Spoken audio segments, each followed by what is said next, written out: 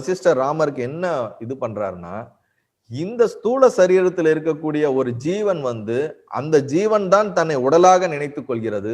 அந்த ஜீவன் தான் தன்னை ஆணாகவும் பெண்ணாகவும் எதுவாகவோ நினைத்துக் கொள்கிறது.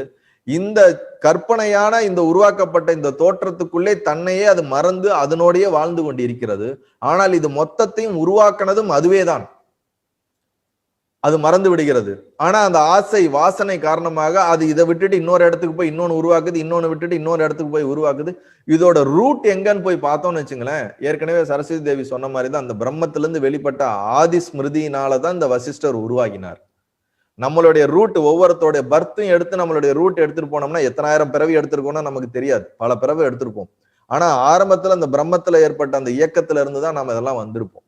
ஆனா இன்னைக்கு பல அந்த மல்டிபிள் பர்முடேஷன் காம்பினேஷன் சொல்ற மாதிரி வந்ததுனால இன்னைக்கு நம்ம ஸ்தூலமா இந்த உடம்புக்குள்ள இருக்கிறது தான் நிஜம் நம்ம நினைக்கிறோமே தவிர, இப்படிப்பட்ட இந்த விஷயங்கள் எல்லாம் கேட்கும் போது நன்றாக இருக்குமே தவிர இது நிஜமாக நமக்கு எப்படி வந்து நமக்கு காட்டினாதானே தெரியுமேனா அப்படி கிடையாது. ஏற்கனவே ஸ்டார்டிங்லேயே நான் உங்களுக்கு சொன்னேன், வாக்காலையும் வாக்கினால் பிரகாசத்தை நாம் அடைய வேண்டும், பிரம்மத்தை உணர வேண்டும்.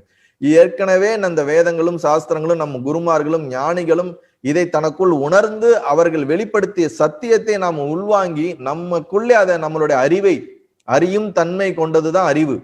அந்த அறியும் தன்மையை கொண்டு இந்த உலகத்தை நாம் மீண்டும் மீண்டும் மீண்டும் மீண்டும் இது நிஜமா பொய்யா, இது என்ன நடக்குது, இது வந்து அப்படின்ற அந்த ஆராய்ச்சிக்குள்ள இயங்கி கொண்டே இருக்கும் பொழுது நம்மளுடைய சுயத்தன்மை என்ன, நம்மளுடைய சுய ரூபம் என்ன என்பது ஒரு நாள் நமக்கு புரிய வரும்.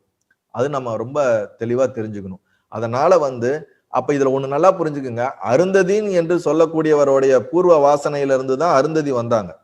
அதே அருந்ததி தான் லீலாவதியாக இங்க பிறந்தாங்க. அதே லீலாவதி தான் வந்து மீண்டும் ஒரு லீலாவதியாக வேற ஒரு இடத்துல இருக்காங்க. அப்ப இந்த லீலாவதின்ற ஒருத்தருடைய ஆசை, அவர்களுடைய கற்பனை, அவர்களுடைய கனவுகள், அவர்களுடைய பந்தம் தான் பல பிறப்புகளையும் உருவாக்கியது.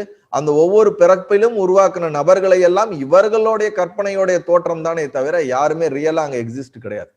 எப்படி வந்து அந்த ராஜா வந்து இங்க இறந்துட்டு இன்னொரு இடத்துல பிறந்ததுக்கு அப்புறம் அங்க எனக்கு என் மனைவி போல வர வேண்டும் என்று நினைத்து அங்க ஒரு உருவாக்கினார் போல, இது எல்லாமே வந்து நம்மளுடைய வாசனைகளுக்கு ஏற்றாற் போல் தான் நம் உலகத்தை உருவாக்கிறோம், நபர்களை உருவாக்கிறோம், நம்மை சுற்றி இருக்கக்கூடிய சூழ்நிலைகளை உருவாக்குகிறோம், அதற்கேற்பாற் போல் மனிதர்களை நம்ம அட்ராக்ட் பண்றோம். இது எல்லாம் நமக்குள்ள இருக்கக்கூடிய பல ஜென்ம வாசனைகள் தான்.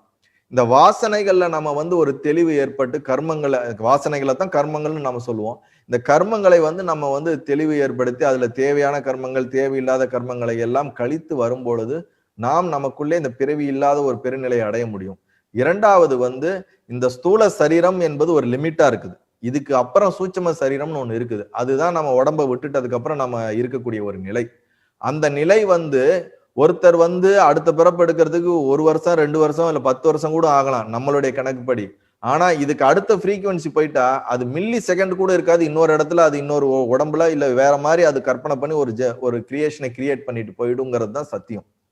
ஆனா நம்ம இந்த உலகத்துல இருக்கக்கூடிய டைமிங்கை வச்சு இதுக்கு மேற்பட்டு இருக்கக்கூடிய எந்த விஷயத்தையும் நம்ம கணிக்க முடியாதுங்கிறத புரிஞ்சுக்குங்க. இது நம்மளுடைய லோக்கலா நமக்குள்ள வந்து நம்ம ஒரு விவகாரத்துக்கு பயன்படுத்திக்கிறோம். 1 வருஷம் 2 வருஷம் 20 வருஷம் 3 வருஷம்னு நம்ம 100 வருஷம் வாழ்ந்ததுங்கிறது நம்மளுடைய ஒரு பேச்சுவாக்குக்கு தானே தவிர இது அந்த மாதிரி ஒரு டைம் எக்ஸிஸ்டே கிடையாது. இந்த ஆசையோட தீர்ற வரைக்கும் இருந்தோம், தீர்ந்துருச்சு, இது இந்த உடம்பு இதுக்கு மேல தாங்காது, விட்டுட்டு அடுத்ததுக்கு போறோமே தவிர மற்றபடி இது டைம் லிமிட்டே கிடையாது. அதனால வந்து பிறப்பு என்பதும் அது இறப்பு என்பதும் ஒரு ஜீவன் தனக்குள்ளே இருக்கக்கூடிய வாசனையினால் செய்யக்கூடிய ஒரு கற்பனையான ஒரு தோற்றம் தானே தவிர நிஜத்தில் கிடையாது என்பதுதான் வசிஷ்டரின் இங்க இருக்கக்கூடிய ஆழமான கருத்து. ஏனென்றால் இந்த பிரம்மம் வந்து ஒரு இயக்கத்தினால் ஏற்பட்ட ஒரு அதிர்வு தான் இந்த பிரபஞ்சம் உருவாச்சு. அந்த அதிர்வுல ஏற்பட்ட ஒரு ஜீவன் தான் நம்ம எல்லாருமே. ஆனா இந்த ஜீவன் காலப்போக்குல வந்து தன்னை தனியாக நான் என்ற உணர்வு கொண்டதினால்தான் பிரபஞ்சம் வேறு, நான் வேறு, பிரம்மம் வேறு, அனைத்தும் வேறு வேறாக பார்க்கிறது. இந்த நான்ற உணர்வு, இந்த அலை வந்து கடல்ல இருந்து உருவானதுக்கு அப்புறம் தான் தனின்னு நினைச்ச மாதிரி நம்ம எல்லாம் தனியா நினைக்கிறோம்.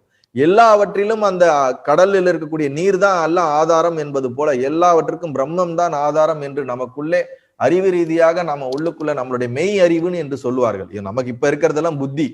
இந்த உடம்பு எடுத்து உடம்புல இருக்கக்கூடிய அறிவுக்கு பேர் புத்தி. மெய் அறிவு என்பது இந்த பிரபஞ்ச காஸ்மிக் இன்டெலிஜென்ஸ். இந்த காஸ்மிக் இன்டெலிஜென்ஸ் நமக்குள்ள வந்து அது இன்னும் நமக்குள்ளே இருக்குது. அதை நாம் வளர்த்து கொள்ள வேண்டும். அதனோடு நம்ம சார்ந்து இயங்க வேண்டும். அப்படி இயங்க இயங்க நம்மளுடைய உடல் சார்ந்து இருக்கக்கூடிய புத்தி குறையும். இந்த பிரபஞ்சம் சார்ந்து பிரம்மத்தை சார்ந்து இருக்கக்கூடிய அந்த மெய்யறிவு நமக்குள்ள அதிகமாகும். அது அதிகமாக அதிகமாக தான் நாம் இந்த இருக்கக்கூடிய இயக்கத்துடைய சத்தியத்தை நாம் புரிந்து கொள்ள முடியும். இதுதான் இந்த கதையின் மூலியமாக ராமபிரானுக்கு வசிஷ்டர் மகரிஷி எடுத்து உரைக்கக்கூடிய ஒரு சத்தியம். இது உங்களுக்கு புரிஞ்சிருக்கும்னு நினைக்கிறேன். நல்லது.